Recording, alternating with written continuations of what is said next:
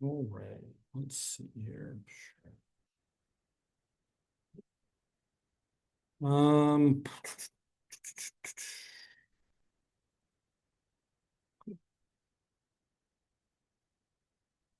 Before we get going, just want to make sure you're all aware of a few things that posted on Canvas today. So if you look at our Canvas shell here, maybe can I click on it? There we go. Oh yeah, no, not there. A reminder to please fill out the course evaluation when you have a few minutes on your own. It takes like 5 or 10 minutes at the most. It is anonymous. Please do it when you have a chance. My supervisor does look at them and compile them, and it's part of my annual. It's like the only real feedback I get from students during the year, as far as I mean, other than people like telling me, "Hey, could you do this instead?" But it's the feedback that it goes into my annual review of how I'm doing my job. So please do fill them out. Say whatever you want to say. My office hours during finals week, I think it's pretty much every day from 11 to 12 and 1 to 4, except for Wednesday from 1 to 3. They are all in the library down in the lower level of Shields where drop-in is. So if you're looking for some Math 21B help and you want to see me, that's where I'll be, and the rest of us as well. So all the other specialists, Grant and Ryan and Jen, as well as all the student tutors, they will all be there. So if you're looking for math help, you can either go there or you can go to the calculus room, which is somewhere. I don't know. I should know where it is. I don't know where it is. And then the thing I actually wanted to point out, which is that I have posted a few final exam review material things way down here in the exam prep material. There is a final review, which I will actually hand you out physical copies of because I happen to have a bunch of physical copies of it. And there is solutions to that posted there. The solutions do look very nice. So I can find the actual thing I printed out. It's somewhere in here, maybe. There's also, there we go. Yeah. Nope, that's not it. Sorry, 1 second. I have papers on top, papers upon papers. There we go. Cool.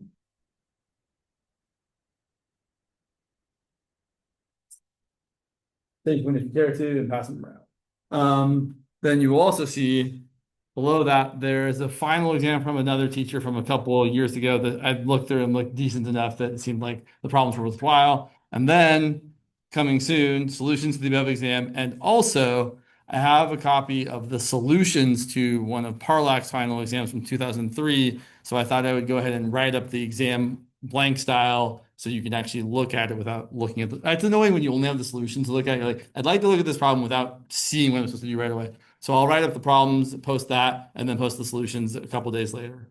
Because I'd like to give you a chance to work on a practice final or stuff without having the solutions immediately available so you can resist the temptation. So the solutions to both of these, to this practice final that I have solutions to, and to this practice final that I have solutions to as well, they will get posted after the actual final. Your finals are on what, Wednesday and Thursday, I think? Tuesday, Wednesday, something like that. Let's see, when are they?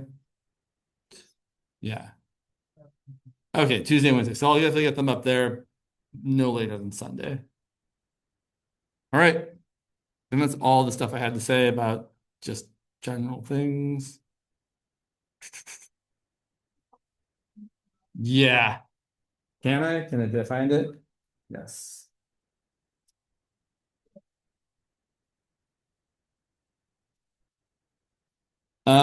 Sure, thanks. So that said, I didn't really have an agenda set for today. And certainly we can talk about various things if you want to.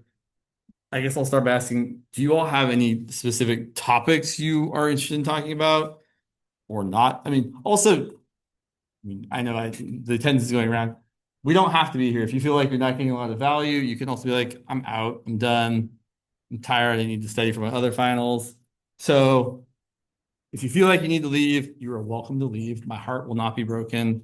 I will not feel hurt by the fact that you didn't want to stay or that you had other things that were more important. Because really, I mean, I know this class is useful. I also know it's not the most important thing going on in your academic career. So if you want to take today to take off, no worries. That said, if you're sticking around, what do you want to talk about? Yes. Totally. Okay. So I'm assuming you've talked about both types of improper integrals. Okay.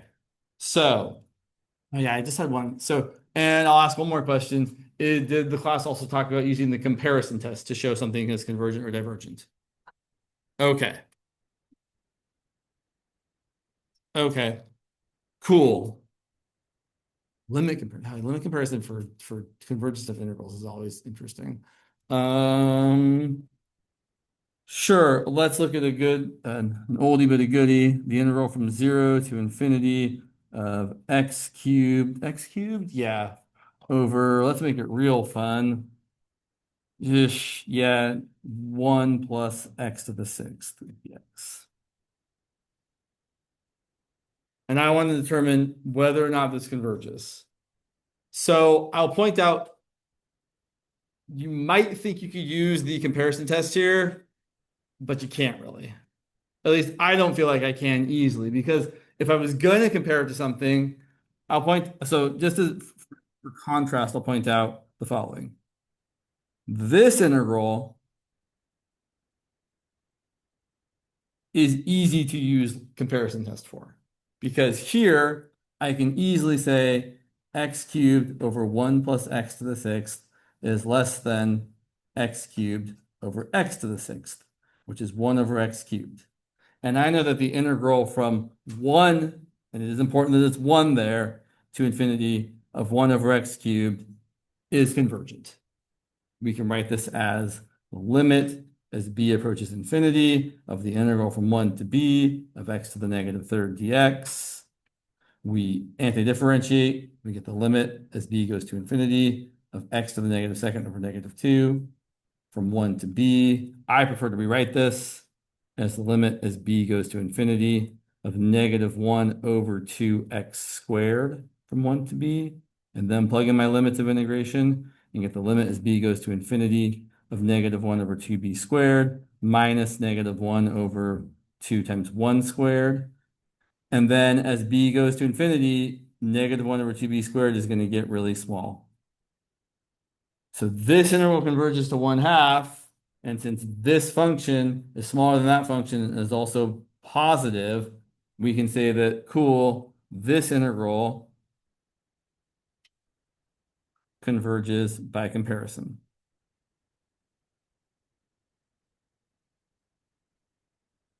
Sadly, that's not the integral we were asked about. Because having a 0 there means you can't say that the integral from 0 to infinity of 1 over x cubed is convergent, because it's not. The being undefined at 0 part there means that the other part, the other side of the problem is going to actually be divergent if you try to use it from 0 to infinity. So we have to go a different way. Now, you could do something kind of weird and say like, well, this integral converges, and then you could also talk about like the integral from 0 to 1 of x cubed over 1 plus x to the sixth also converges. Well, it's not even improper at that point. And then you could add them together and say, well, it's convergent. But the more interesting answer is you can actually do this integral. This integral is not hard to do once you recognize what to do, which I know sounds stupid because obviously it's not hard to do once you know what to do. But here's what I mean. We're going to do this directly, not direct comparison, just actually integrate it. So we're first just going to write it as the limit as b goes to infinity of the, oh, except I made a dumb mistake. So, yeah, I did make a dumb mistake. I guess I'm stuck doing it the way so fine. I made an error. So you guys don't know what the error I made yet is, but I'll promise you I'll point out my error in a minute.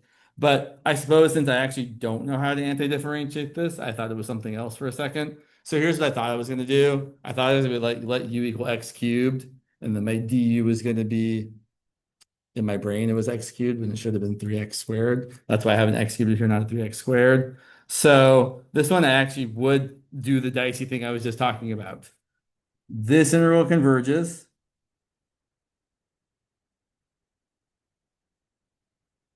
And this integral, although I don't know what it's equal to, is definitely finite. This function, x cubed over 1 plus x to the sixth, is defined everywhere. I can't actually do that integral, probably. It's probably impossible because I probably picked up something stupid. But that integral for sure has, right, you could graph it. If I graph x cubed over 1 plus x to the 6, if I plug in 0, I get 0. If I plug in 1, I get 1 over 2. And even though I don't know exactly what it looks like, it's some continuous function that has some finite amount of area under it. So this is equal to some finite area. And if I add this finite area to this thing that is less than a half, well, those are both finite, convergent. The whole thing's convergent. It's not a great argument. Well, it's actually a good argument. It's just a little ad hoc, right? We're kind of throwing pieces together and making it work. Here's the question I meant to ask. What happens when you make stuff up on the fly? I wanted to do this integral. Apologies.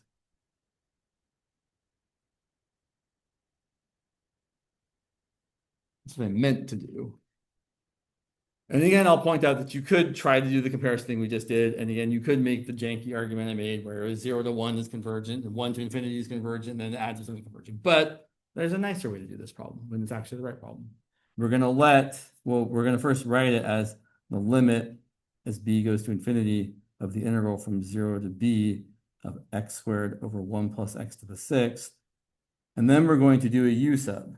And I really, really, really prefer to do any sort of more complicated integral than just directly antidifferentiating it off to the side. I don't want to carry the limit and the limits of integration while I'm doing a u sub or integration by parts or anything else. So over here, I'm going to do my u sub, and I'm going to let u equal x cubed. And my du is going to be 3x squared dx. So 1/3 du is going to equal x squared dx. And then I can rewrite my indefinite integral, x squared over 1 plus x cubed squared dx equal to the integral of, my x squared dx is 1/3 du, and my 1 plus x cubed squared is 1 plus u squared. And the integral of 1 over 1 plus u squared times a third is 1/3 arctangent of u. So then we can say this is going to equal 1/3 arctangent of x cubed. So then back to this, we can say, great, this is the limit as b goes to infinity of 1/3 arctangent of x cubed evaluated from 0 to b. We plug in our limits of integration. We get 1/3 arctangent of b cubed minus 1/3 arctangent of 0. Okay, what's the arctangent of 0? What's the angle that if we take tangent of that angle, we get 0? It is 0.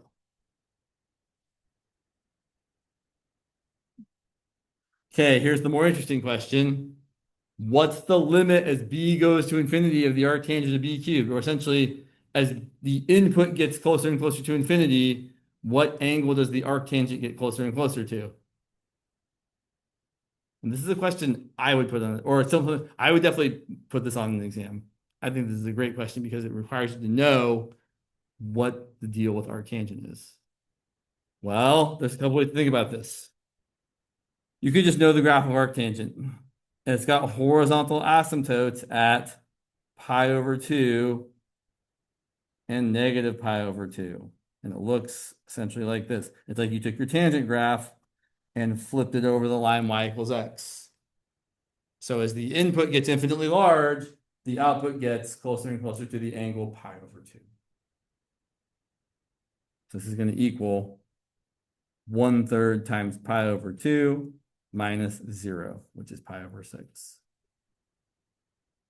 Another way to justify that to yourself, if you're curious, is you can say, well, essentially, arctangent of y is equal to x if tangent of x is equal to y. And if you think about the graph of tangent, well, here's x equal to pi over 2, and as the angle gets closer to pi over 2, the output gets closer, larger and larger and larger, more and more and more infinitely large. And so if you interchange that relationship, well, then the value is infinitely large and the angle is pi over 2. So that's another way you can think about it if you want to. But I've definitely seen people ask questions like this on exams where the arctangent comes up and, oh yeah, you have to know that the limit as x goes to infinity of the arctangent of x is not something like infinity, it's pi over 2. Okay, so that's one type of improper integral where you have an infinite limit of integration.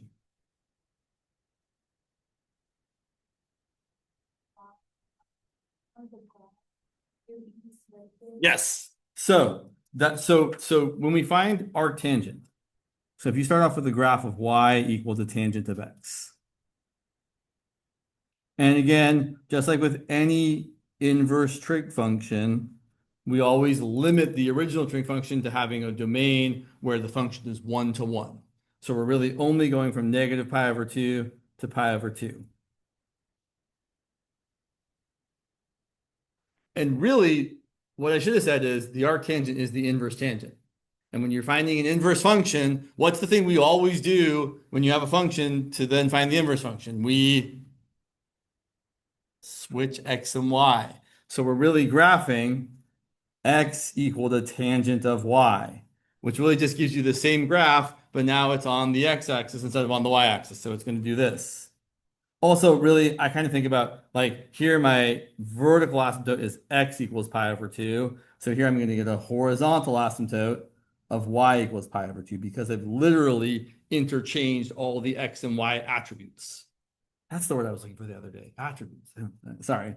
And then also y equals negative pi over 2 for the same reason. And then as x is close to pi over 2, y gets close to infinity. Now it's as x is close to infinity, y gets close to pi over 2. That's why.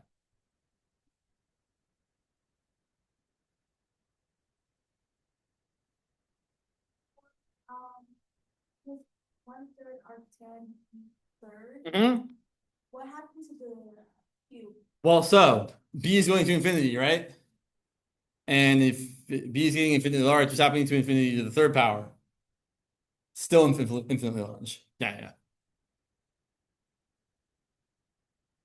So one thing I'll point out is that typically if your problem, right, your thing that's making you do an improper integral is an infinite kind of thing, if your integrand is essentially like something over x to a power and that power is larger than 1, you are going to get convergence. When we look at this, if that 1 wasn't there, we could essentially reduce this down saying we have 1 over x to the 4th, which we're pretty confident is going to converge because, right, it's getting small fast enough as x gets larger and larger and larger. And kind of the opposite thing is true if the problem is division by 0. Meaning if instead I asked about, say, like the integral from 0 to 1 of 1 over x to the 4th, that's going to be problematic. Problematic meaning going to diverge. Because here, after you integrate 1 over x to the 4th, you're going to get something over x to the 3rd. And you're still going to be dividing by 0. So you're going to get divergence. James, in the previous example that goes from 0 to infinity, wouldn't both values? No. So infinity is always a problem.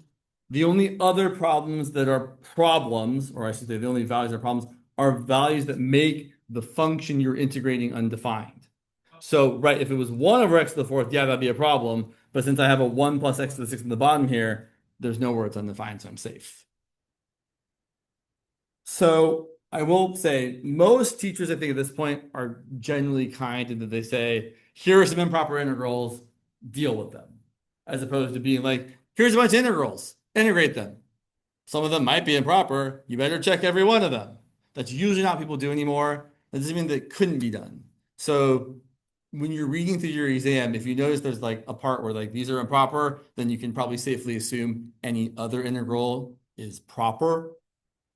But if you don't see that and you just have integrals willy-nilly and there's no like, here's the improper ones, you should be aware that some of them could be improper. right? If you look at this, now this one's pretty obvious, I think, but if you're not being super careful, you might do the wrong thing here. This one, I mean, yeah, this one you really can't go wrong though, because it's going to diverge even if you don't do the limit stuff. But you should do the limit stuff, right? The limit stuff is the quote unquote right way to do it. So here we see that 0 is a problem. So we rewrite this as the limit as a approaches 0 from, you figure out which side, from a to 1. And I would always rewrite my integrand as the way that makes it easier to anti-differentiate. Okay, and we're approaching 0 from the right-hand side because we're between 0 and 1, meaning we're bigger than 0, meaning we're on the right side of 0. Now we do the usual stuff. Basically, after you've written this limit, you just ignore it till the very end. You write it every time.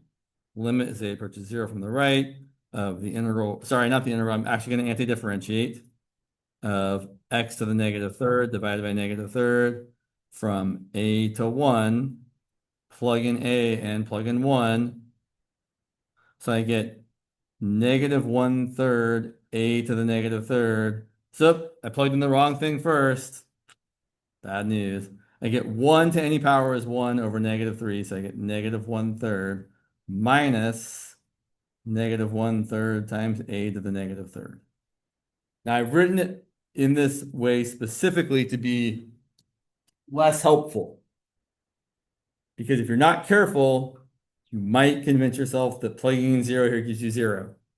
But we know better. We know that we should probably actually rewrite it as a limit as a goes to 0 from the right of negative 1/3 plus 1 over 3 times a to the positive third. And then it is more obvious, oh, we are dividing by 0. That's going to diverge. Now, I would try, if it were me, I would be more specific here. Since this one specifically is going to blow up to positive infinity, I would say this is going to be negative 1/3 plus infinity, which is infinity. So this integral diverges, and to be more informative, it diverges to infinity. You can diverge and just not know what it diverges to. Sometimes things diverge and the integral just doesn't have a limit that exists. But sometimes they diverge to infinity. This one, I think, should be obvious that diverging to positive infinity because my function, 1 over x to the fourth, is always positive. Let's look at one more, at least one more. Yeah. Yeah. Let's do, yeah, that's a good one. Sure. Let me think for a second here. Yeah, that should be fine. The integral from, sorry, I want to make sure this comes out right.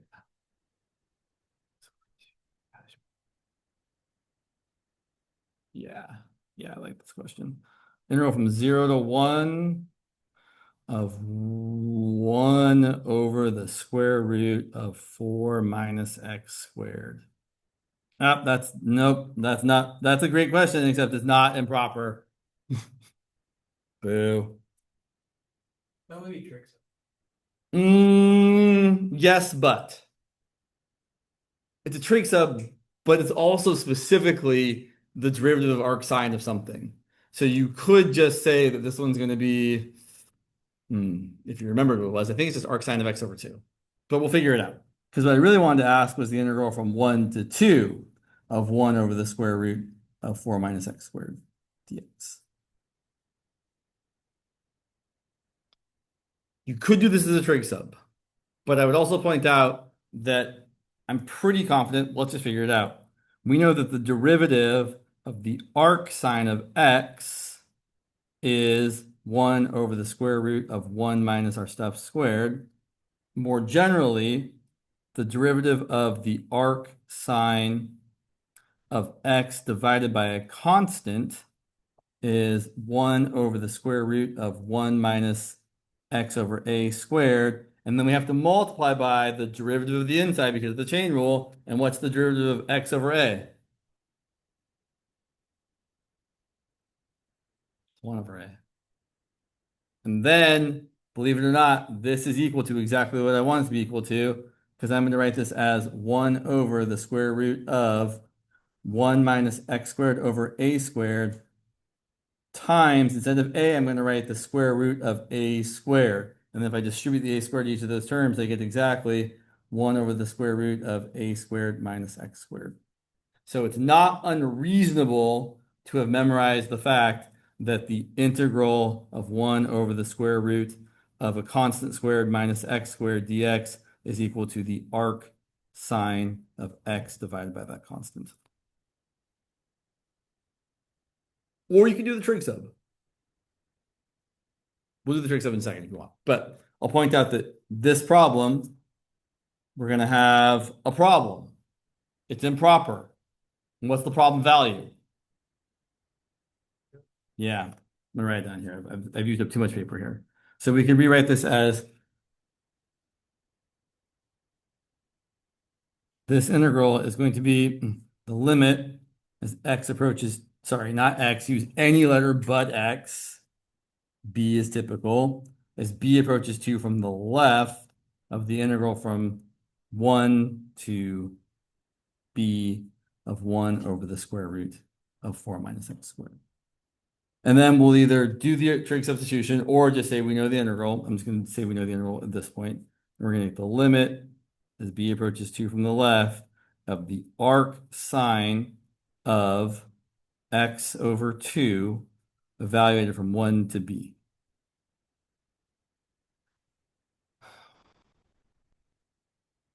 We get the limit as b approaches 2 from the left of the arc sine of b over 2 minus the arc sine of 1 over 2. So this not final answer is going to be arc sine of 1 minus arc sine of 1/2. The reason I like this question is because it also kind of requires you to know some stuff about trig, which I always think is important. I also just really like trig. Trig's always, oh yeah, trig. So arc sine of 1, what is the angle that if we take sine of that angle, it's equal to positive 1? Pi over 2. Arc sine of 1/2.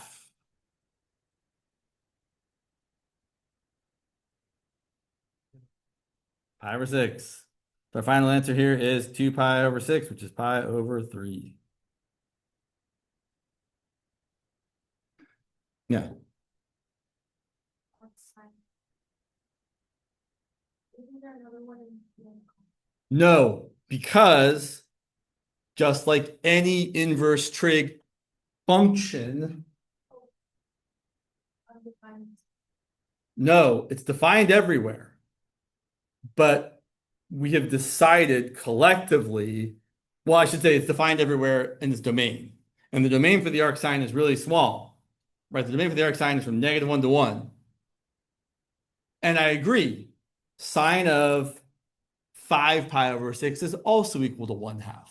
Sine of 13 pi over 6 is 1/2. Sine of an infinite number of angles is equal to 1/2. But we all together decided, we meaning some old mathematicians decided, that we're going to make the arc sine function specifically have a range that is negative pi over 2 to pi over 2. So that there's only one angle that is the arc sine of 1/2. It's pi over 6. Because when we did the arc sine function, we took our original sine function, pi, negative pi, which looks broadly like this. I mean, that's not all of it, obviously, but we took our original sine function, which isn't 1 to 1, it isn't invertible, and we restricted its domain to be from negative pi over 2, comma negative 1 to pi over 2, comma positive 1. And we said we're going to take this bit here, and that's the part that we're actually inverting. And so when we invert it, our arc sine function looks like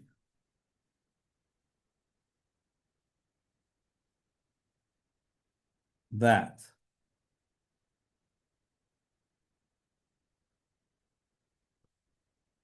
And you can see, well, no, I won't say that.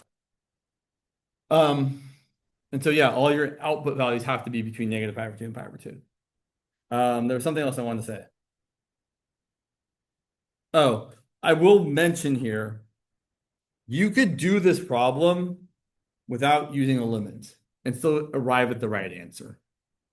Right? You could not notice that it's undefined at 2, integrate that, get the arc sine of x over 2 from 1 to 2, and plug in 2 and plug in 1 and get the arc sine of 2 over 2 minus the arc sine of 1/2, and still have the right answer. And technically, you have not done it absolutely correctly because you didn't observe the improperness and you didn't use a limit as you're supposed to. But you can still get the right answer. And often people do these problems without showing all the work, like when they're just doing their own stuff, because like, yeah, we know that the limit thing is the limit thing, but on my own, I can just do it on my own. If it comes out divergent, then fine, it was divergent. If it comes out convergent, I know the limits were there, I just didn't write them. But the exam is the time to write the limits. So definitely, if it's improper, make sure you're writing that limit in every step until, well, after the first step until you've done it. To go back a second and talk about how you do this with a trig sub.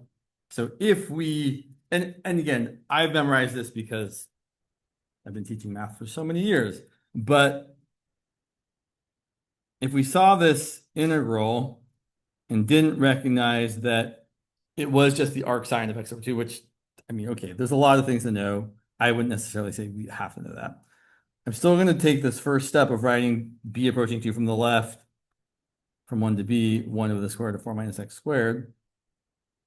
But then to do this integral, if I don't just know what it is automatically, I'm going to then off to the side do my trig substitution. I definitely don't want to do a trig substitution with all this machinery here. Now, based on what we know the answer is going to be, our trig substitution should be something with sine in it, because our answer ended up being arc sine. Here, it better be x equal to 2 times sine of theta.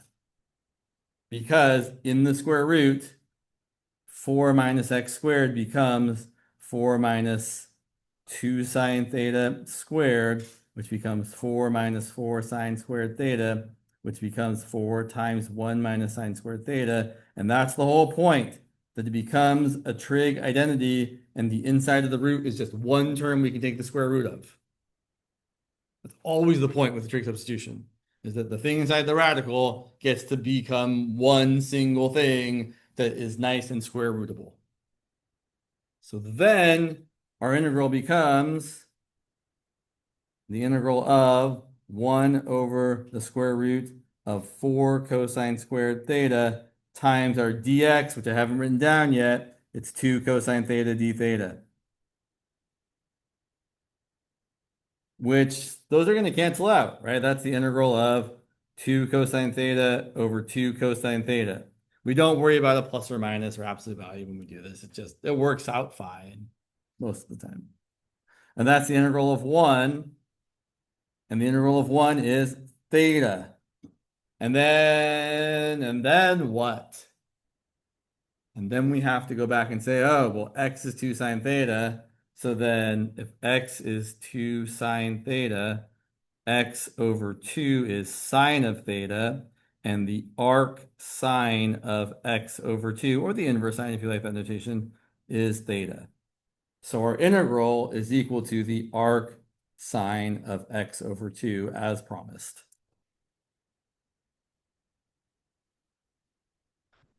It's kind of like if someone gave you this integral.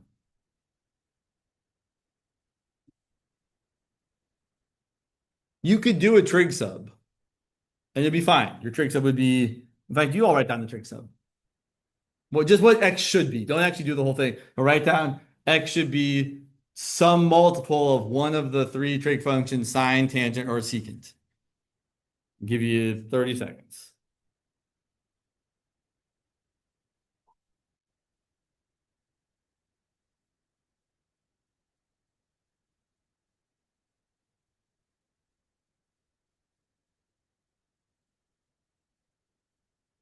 I'll remind you that the plus sign looks like the letter of an alphabet that might start with the trig function you're going to use. That's literally how I remember it every time. I'm like, oh, plus looks like a T. And tangent starts with T. So that should be some multiple of tangent of theta. What multiple? 3.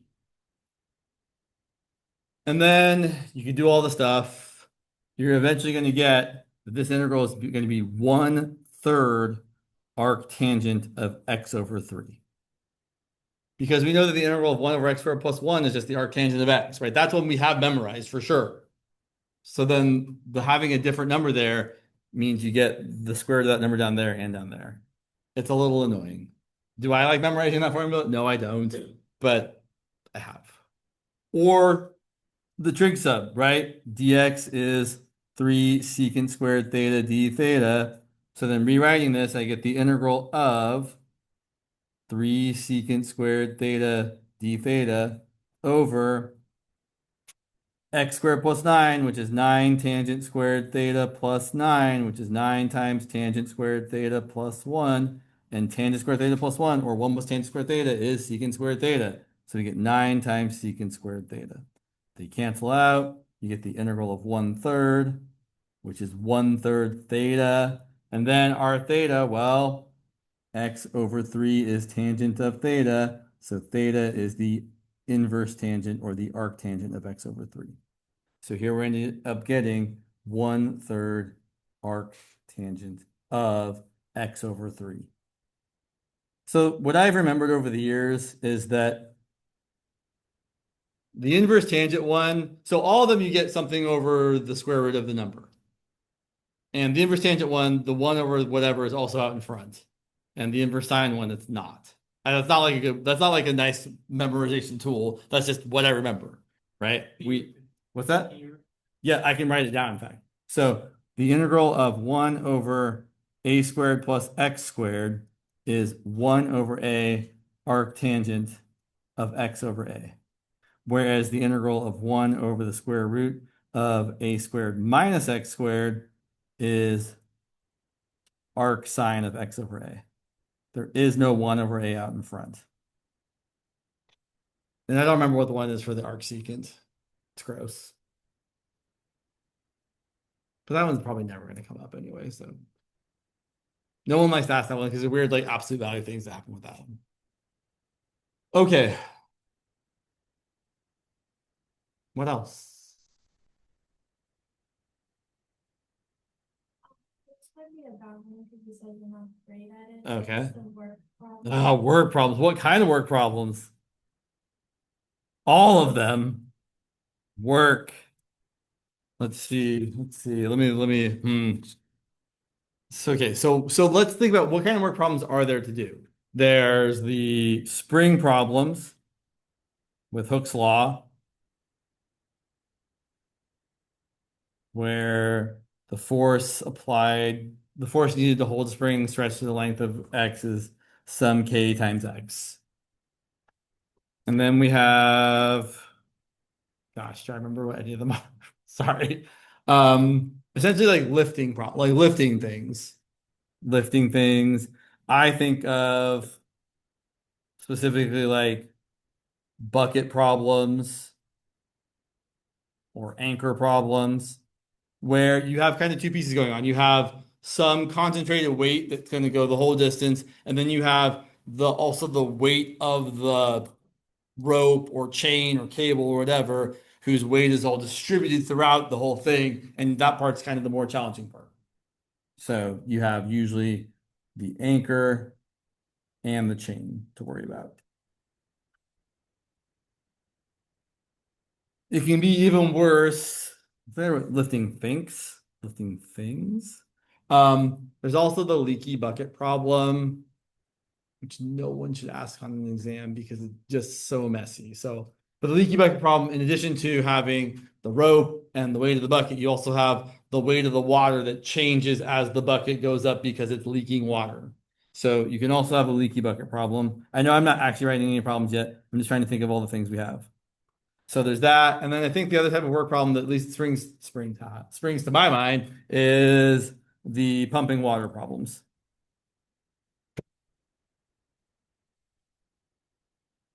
Anything else? I feel like those are all the kind of work problems we have. And there's also the fluid force due to pressure. But that's not a work problem, that's a pressure problem. So I'm going to not fine. And pressure instead of force.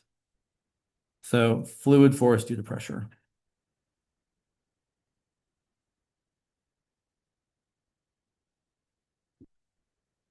Okay, let's I think the hook saw ones we can skip because those ones are usually pretty easy. Let's look at a lifting things one and a pumping water one and maybe a fluid force through the pressure one. So anchors. Anchors are huge, by the way. If you like for the like massive ships, gigantic anchors. Like they're just ridiculously big. So let's say an anchor weighs, yeah, 1,000 pounds and is at the end of a cable that is, sure, 500 feet long, weighing a total of 2,000 pounds. How much work is done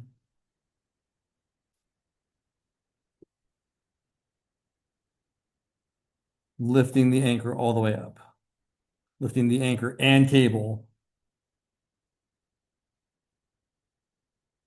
all the way up to the top of the ship, all the way up to the ship.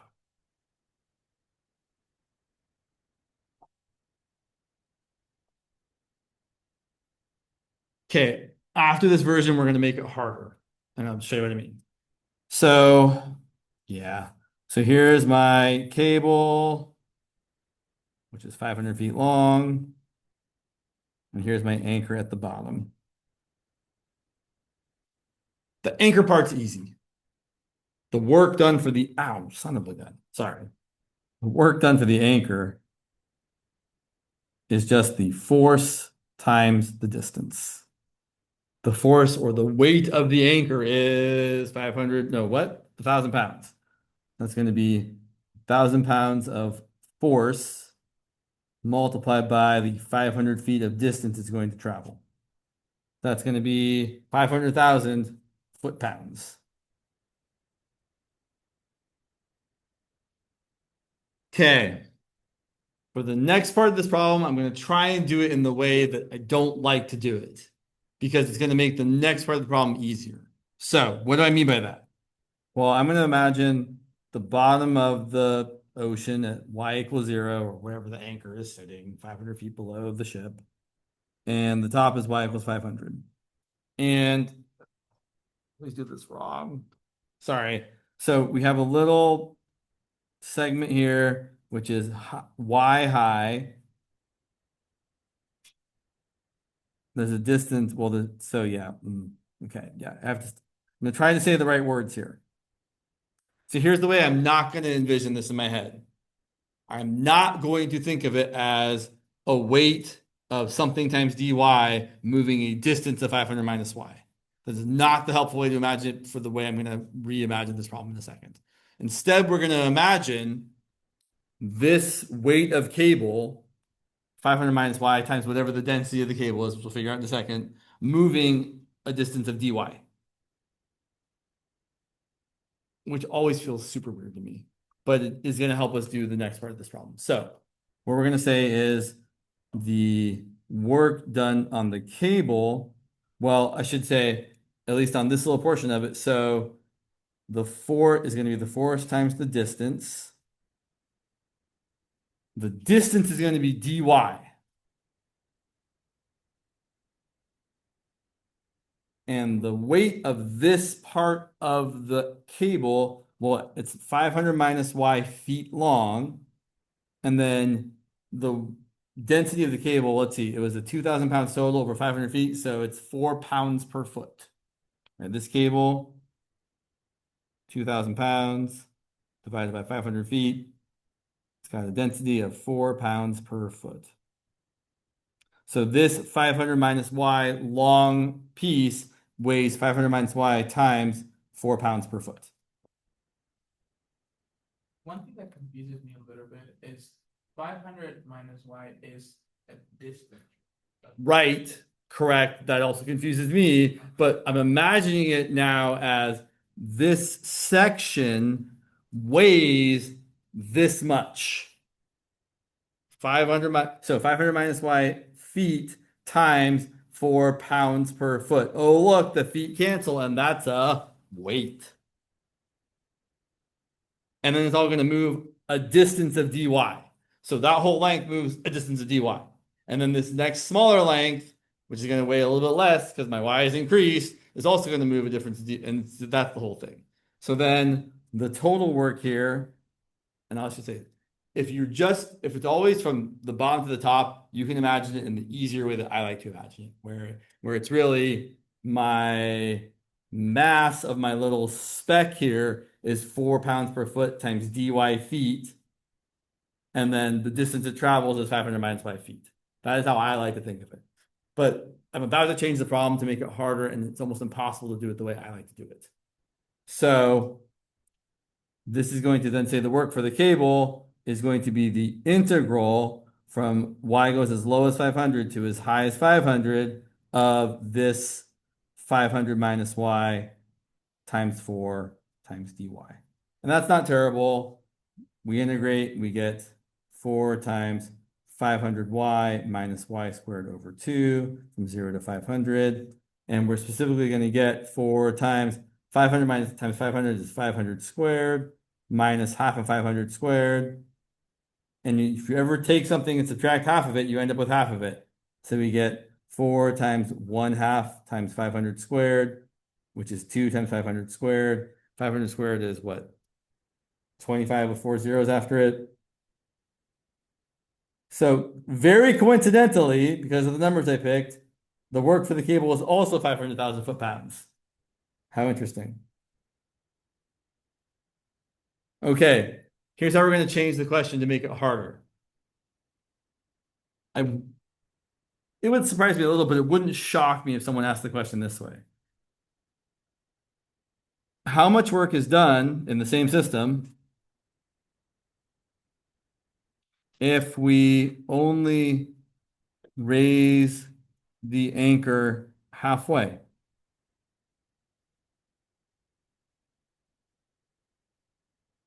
So we're starting with the anchor fully extended.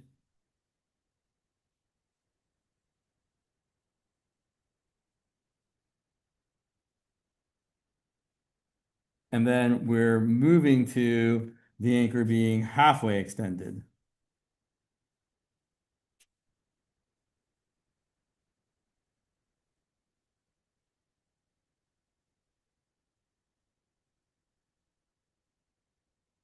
And for the life of me, I've never been able to figure out how to do this the way I like to do it, which is unfortunate because I like doing it the way I like to do it, but sometimes you don't get to do it the way you like to do it. So we're going to think about the same idea.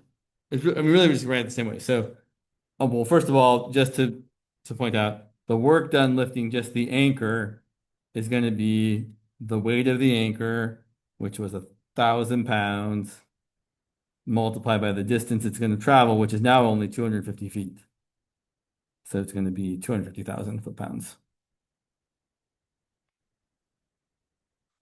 And what I really should do is I should just look back at the problem I did before to do the other part. The work for the cable is the same thing. It's the force, the 500 minus y times 4 pounds of weight that we're moving. We're moving in a length of dy. But now y is only going from 0 to 250. Right? We have to stop halfway. And it's really challenging to do it the other way I imagine doing it. Because it's hard to I don't know if it can't be done, but my mind can't handle it. So the work for the cable, we're still imagining our force times our distance, which is going to be our force is still our 500 minus y feet times 4 pounds per foot. And the distance that's going to travel is dy feet. And then the total work for the cable is going to be the integral. But now we're starting as low as y equals 0 so that we have 2,000 pounds of cable to move, a distance of dy, but we're only going to go up to y equals 250. We're going to stop there.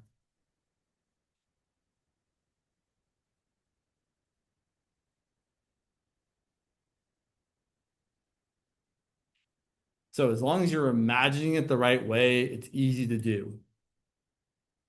But at least for me, it takes a fair amount of actual imagination. I'm like, what am I doing here again? Okay. It makes sense this way. Why we do 500 minus one? Because we're talking about so let's say I've gotten a little ways up. Like let's say I've gotten to like maybe like right here where the amount of y I've traveled is 100. How much weight of cable is there to still move? Well, there's 400 feet of cable times 4 pounds per foot. So the force of cable I have to move is 400 feet times 4 pounds per foot, which is 1,600 pounds. And the distance it's going to move is dy. But I only keep doing that up until I get to here, and then I stop. So it's not 250 minus y because I don't have just that much cable, right? I still have 500 minus y times 4 pounds of cable. And then the rest of this is not too terrible. I mean, it's still not the best ever, but it's 500 times y minus y squared over 2 from 0 to 250. So now you get 4 times 500 times 250 minus 250 squared over 2. And honestly, I would leave it there. I will tell you, it's not going to be half as much work as we did before. So I guess because of that, I should figure it out because I would like to compare the values. So, boo. Here's what I would do. Okay, I'm gonna try to be smart about this. I have 4 times, check out this. This is 2 times 250 squared minus 1/2 times 250 squared. 2 minus a half is 3 halves, so I have 3 over 2 times 4 times 250 squared. I don't want to do the math. 25 squared is 625, so that's going to be, I should be smarter about this. There's a smarter way to do this than I'm trying to do this. This is 3 over 2 times 4 times 250 times 250. And 4 times 250 is 1,000. That's smarter. And then 1,000 times 250 is 250,000 times 3 halves is 375,000. So it's more than half, which makes sense, I guess, because the bottom half of it, there's more weight. The top half, there's less weight to move. So that makes sense, I think. Interesting. All right, enough work. Well, unless, oh, that's not true. I said I would do other things. Sorry. Not enough work. More work to do. So, yes, we have a hemispherical swimming pool.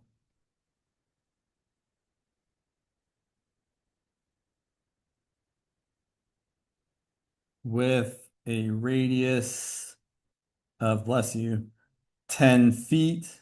10 feet? Sure, feet. Yeah, feet. Yeah, sure. Completely full of water. Water who will pretend its density is 62.5 pounds per cubic foot, even though that's not 100% correct. That's what I'm going to go with. How much work is required to pump all the water out the top? Or I should say, how much work is required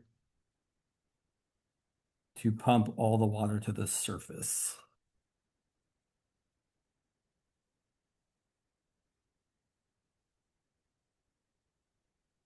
Like we got like a hose and it's pulling the water out and it's right at the surface level. Okay, so it's not really helpful for us to draw this 3D picture. Like you can draw your hemisphere here.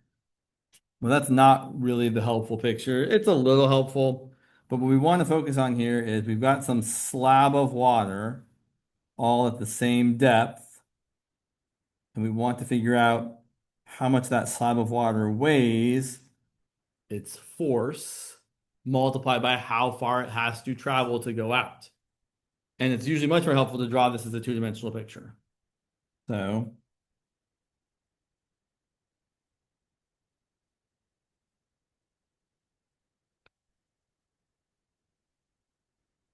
And I would probably set this up as this is y equals 0. Down here is y equals -10. Here is my cross-sectional view of my slab of water. And we're going to say, am I doing this the right way? Sorry, I'm trying to make, yeah. Ugh. Sorry, now I have to think about what I'm going to call things. Honestly, this is the hardest part of the problem, is drawing your picture and making sure it makes sense. I guess I could, no, I really, negative numbers I don't love. I would probably actually decide to make the choice. That feels wrong though. I would probably do it this way. As much as I've talked about making the natural center of your object at the origin, I'm not doing that here. Sue me. I'm just kidding. Like, don't sue me, but it'll work just fine, I think. So I'm going to say that this little slab is at a height of y, and it has a distance of 10 minus y to travel. And the most important extra thing I need to add into my picture is a line segment from the center of my object to where the slab is touching the hemisphere, so that I can get a relationship between these things here. So this distance is 10 minus y. This distance is 10. And this distance here, which is the radius of my slab of water, I'm going to call r. And then I can say that r squared plus 10 minus y squared equals 10 squared. And I'm trying to find the radius in terms of the variable that I'm going to be integrating. And I guess I'm kind of getting ahead of myself here. I probably should have written what the work was going to be. The work is going to be the force times the distance, which is the weight of the water times 10 minus y, which the weight of the water is going to be the volume of the water times 62.5 times 10 minus y is the depth or the distance. And then the volume of the water, that's going to be pi times our radius squared times our dy. And that dy there, oh, that's what's telling me that, yes, I need my radius in terms of y. Because this little bit here, that's a dy. So then looking at this equation here, if I solve for r squared, I'm going to get r squared equal to 10 squared minus 10 minus y squared, which is 10 squared minus 20y plus y squared. And the 10 squareds cancel, and you end up getting that r squared is equal to 20y minus y squared. You know what's great about this? I don't have to take a square root. Oh, Because the work of my slab, the work to move my slab is going to be the volume, which is pi times r squared times dy times 62.5 times 10 minus y. And then the total work, also this is probably this is one of those questions that I'd be like, just set up the integral. But the total work is going to be the integral from y as low as 0 to y as high as 10 of all of this, which I would probably rewrite as 62.5 times pi out in front times 20y minus y squared times 10 minus y times dy. And it's not terrible to integrate that, but it's not super fun. There's something here I'm thinking about that's interesting. No, I guess not. Oh, I know what I'm thinking about. Okay, yeah.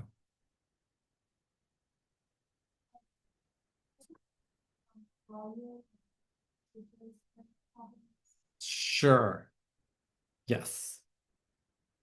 I'm gonna ask, you can do like a example for partial fraction. Yeah. That's the problem. Oh, you do? Okay. I'm gonna do that first because it's the easier. Okay. No, fine. Yeah, that's fine. So we'll skip the fluid force because because that's enough. Partial fractions. Go for it. Integral 1/. Say that one more time. X squared plus x. Okay. Limits of integration or no? Okay, cool. So to be able to use partial fractions, well, first of all, I'll remind you, partial fractions is a method of later resort. We don't use partial fractions until we've exhausted at least checking for U sub or no U sub really is the only like because this wouldn't be integration by parts in any way, shape, or form. So you should certainly look for a U sub. Like if it's something like, for example, 2x plus 1 over x squared plus x, even though you could use partial fractions, you should definitely do a U sub here because the derivative of the bottom is exactly the top. But here, it is partial fractions, so we have to be able to factor our denominator, and it better also be the case that the degree on top is less than the degree on the bottom. I will point out, if this was your question instead, before you could even begin to think about using partial fractions, you first would have to do polynomial division, which we can look at in a minute if you all want to. So then for this one here, the partial fraction decomposition, since each of these terms are linear and are raised to the first power, we're just going to get a over x plus b over x plus 1. And then we have to multiply both sides by the common denominator. So I feel like this is where people often make mistakes. This should be not hard. All we're doing is multiplying this side by x times x plus 1 and this side by x times x plus 1 to eliminate the denominators. On the left-hand side, we always get whatever the numerator was. On the right-hand side, when we distribute, there the x's will cancel and you'll get a times x plus 1. There the x plus 1's will cancel and you'll get b times x. This one you can do either way you want. You could either group coefficients on the right-hand side and say you have a times x plus b times x plus a, or being very, very explicit about it, 0x plus 1 on the left equal to a plus b times x plus a on the right. A has to equal 1. A plus b has to equal 0. So if a is 1, b has to be -1. That is not the way I generally prefer to start things, but if you have so few terms, it's pretty easy to see that. The thing I would have done instead is pick nice values of x. If you pick x equal to 0, you get 1 equal to a times 0 plus 1 plus b times 0, and you get 1 equal to a. You pick x equal to -1, you get 1 equal to a times 0 plus b times -1, and you end up getting b equal to -1. Same thing, either way you do it. How do you choose the value? How do I choose the x values? Good question. You want to like find some. Right, I'm picking x values that make one of these things multiplying by a or b equal to 0. So I picked 0 here because 0 times b is going to be 0. I picked -1 here because -1 plus 1 is 0, and 0 times a is 0. So I'm trying to pick the x values that make things 0. Another way to say that, I'm trying to pick the x values that would make these denominators equal to 0.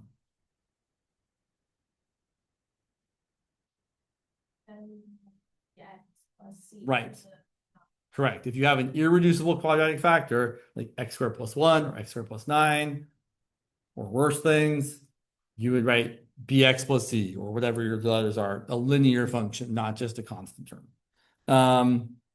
So then, to finish this problem off, we rewrite the integral as a over x plus b over x plus 1. And then we integrate. The integral of 1 over x is the natural log of the absolute value of x, minus the integral of 1 over x plus 1 is the natural log of the absolute value of x plus 1. And although this is a perfectly fine answer, people often, oh, that's a good question, James. That's what we should have done instead. Right, this is the natural log of x over x plus 1. Not required, well, not required in this example. But the thing I was just thinking about, I have paper here, is what if someone had then said, yeah, here's a question that I think is excellent. What's the integral from 1 to infinity? Let's go 2 to infinity of 1 over x squared minus x. Oh, interesting. So, first of all, it's clearly improper. So we're going to write as the limit as b goes to infinity of the integral from 2 to b of 1 over x squared minus x. But just like the previous problem, we have to use partial fractions here. It's going to be very similar, but it is a little different, so let's do it. So we're going to factor this denominator. It's x times x minus 1. We're going to write it equal to a over x plus b over x minus 1. Multiply both sides by the common denominator. On the left, you're going to get 1. On the right, you're going to get a times the x cancels, so x minus 1, plus b times the x minus 1 cancels, so b times x. And now I'm going to do it the way I like to do it. I'm going to pick x equal to 1 to make that part 0. So 1 equals a times 0 plus b times 1, which is going to give us that b is equal to 1. If x equals 0, you're going to get 1 equal to a times negative 1 plus b times 0, which is going to give us a equal to negative 1. So we can rewrite our improper integral as being equal to the limit as b approaches infinity of the integral from 2 to b of negative 1 over x plus 1 over x minus 1. Now we integrate the limit as b goes to infinity, negative natural log of the absolute value of x plus natural log of the absolute value of x minus 1. Yeah, it's good. From 2 to b. This problem, I like this problem, in case you hadn't noticed. If I plug in my limits of integration, I get the limit as b goes to infinity of the negative natural log of the absolute value of b, although we don't really need the absolute values anymore because everything we're plugging in has positive arguments. So we can probably drop the absolute values, say natural log of b plus the natural log of b minus 1 minus the natural log of 2 plus the natural log of 2 minus 1. I'll point out the natural log of 2 minus 1 is just 0. And this is where it's really easy to say the wrong thing. Because you might say, well, if b is going to infinity, what happens to the natural log of b? It goes to infinity. And you might incorrectly conclude that this integral diverges. But that would be incorrect. This integral does not diverge. This integral converges. Also, we were thinking it converged already because we had a 1 over x squared. And we know that the integral from 2 to infinity of 1 over x squared is definitely convergent by a p series thing, whatever. So to make sure that we show this converges, you have to combine these logarithms together because really we have an indeterminate form. We have a negative infinity plus infinity. And infinity minus infinity, not me to do that. Infinity minus infinity, we don't know what that is. So we have to be more careful here. We're going to write this as the limit as b goes to infinity of the natural log of b minus 1 divided by b, right? The plus 1 divided by the minus 1. They're out of order. Oh, well. Minus the natural log of 2. Whenever I do this, they always come out negative. Oh, well, that's fine. So then, as b goes to infinity, what happens to b minus 1 over b? So close. Well, just the b minus 1 over b part. Let me ask you all a different question I know you know the answer to. What's the limit as x goes to infinity of 2x squared plus 5 over 7x squared minus x plus 1? Right. Because you know the trick that if the degrees are the same and the limit's to infinity, it's the quotient of the leading coefficients. Oh, that applies here. What's the limit of b minus 1 over b? 1. What's the natural log of 1? Right. So this converges, and it converges to negative natural log of 2. Which seems weird, but I guess it's still fun. The reason I'm perturbed by this slightly, although you shouldn't worry about it, is I feel like my answer should be positive here. Minus negative. Yes. No, no. Oh yeah. Thank you. So that's a good lesson in thinking about what you think the answer should be, right? I looked at this function here and I was like, well, if x is bigger than or equal to 2, this fraction should always be positive, right? 2 squared minus 2 is 4 minus 2, which is 2. And they just get further apart. The bottom is always positive. The function's always positive. The integral, if it converges, should be positive.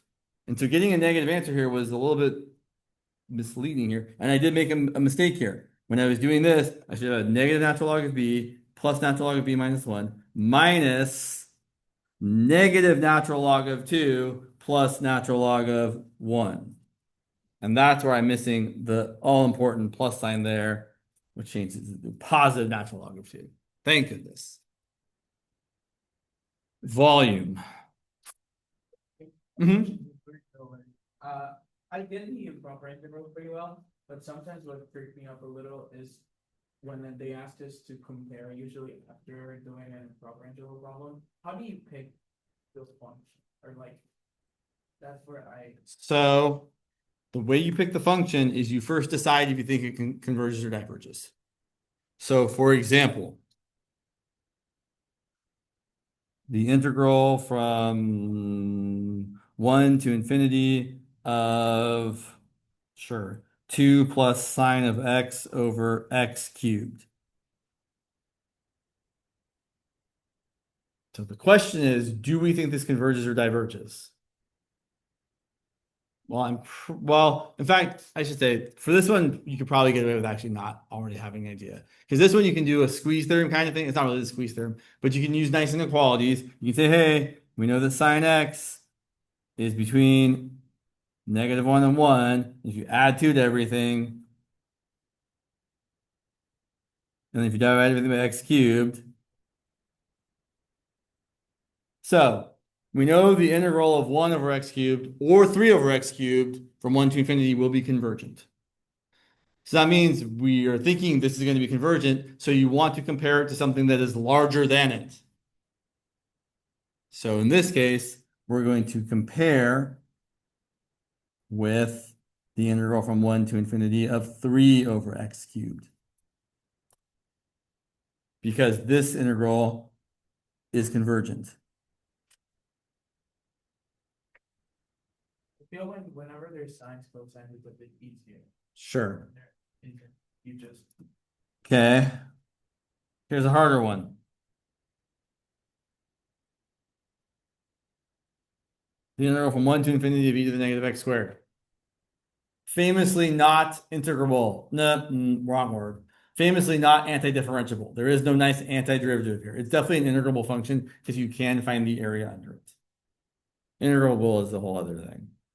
But you can't antidifferentiate that. So what do we compare it to? Well, it might help to rewrite e to the negative x squared as 1 over e to the positive x squared. And I'll point out that, well, if this power is large, the whole thing gets small. So I don't know how to say other than I know what to compare it to. This is going to be less than or equal to 1 over e to the x for any x that is greater than or equal to 1. Like if x is 1, sure, 1 over e to the 1 is less than or equal to 1 over e to the 1. If x is 3, 1 over e to the 9 is for sure smaller than 1 over e to the third. So then, well, so if I'm saying this is less than that, I'm really banking on this integral converging. Right, I'm stuck otherwise. I don't really know where else to go. But it does, because if we compare it to the integral from 1 to infinity of 1 over e to the x, which is the limit as b goes to infinity, of the integral from 1 to b of e to the negative x dx, when we integrate this, we get the limit as b goes to infinity of negative e to the negative x evaluated from 1 to the b, and then we plug in our limits of integration. we get negative e to the negative b, or negative 1 over e to the positive b, minus e to the negative 1, and this does go to 0, so we're left with, why is it negative? Because I did the same thing I did before. I'm going too fast. It should be negative 1 over e to the b minus negative e to the negative 1, which is going to be positive e to the negative 1, or 1 over e. So this integral converges to 1 over e, so this integral converges by comparison.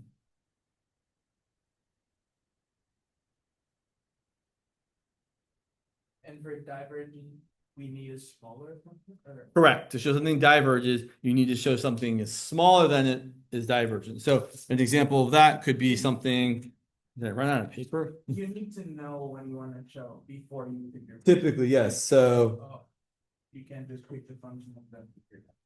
sorry, yes, so for example, I'd love a piece of blank paper. Sure. For example, the integral from, what did I do?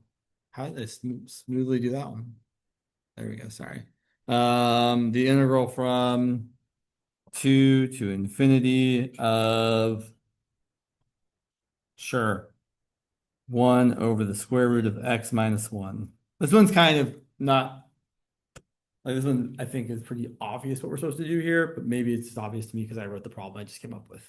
So I'm thinking when it's something like this, well, cool, this is pretty much like 1 over root x. I know that the integral of 1 over root x is going to be divergent, because when you integrate 1 over x to the 1/2 or x to the negative 1/2, your power ends up becoming positive, and then something to a positive power, if something's going to infinity, is going to diverge to infinity. So here we're thinking that. Now the question is my function bigger than the thing I'm going to compare it to? Is it?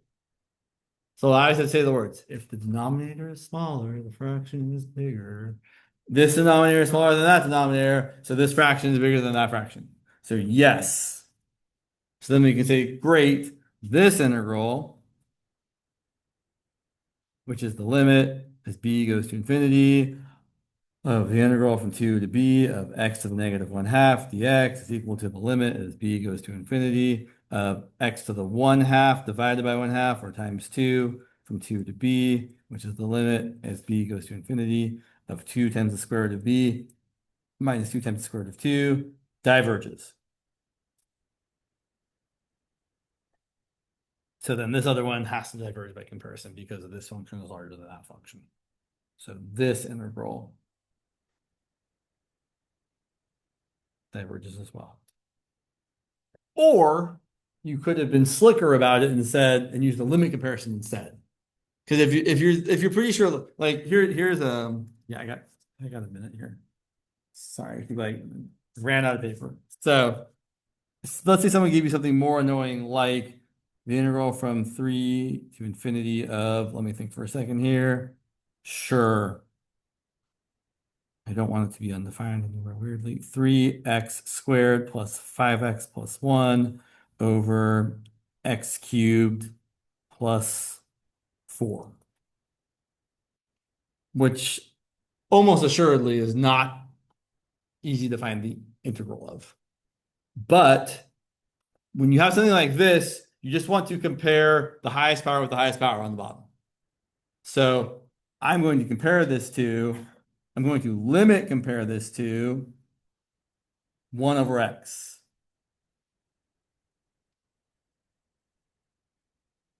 Which we know is going to diverge.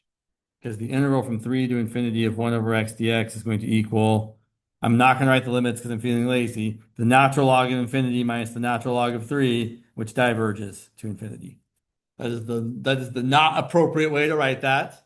Right, you should be doing the integral from 3 to b, et cetera, et cetera. But then we can say by limit comparison, the limit as x goes to infinity of our unknown thing, our unknown integrand, divided by our known integrand.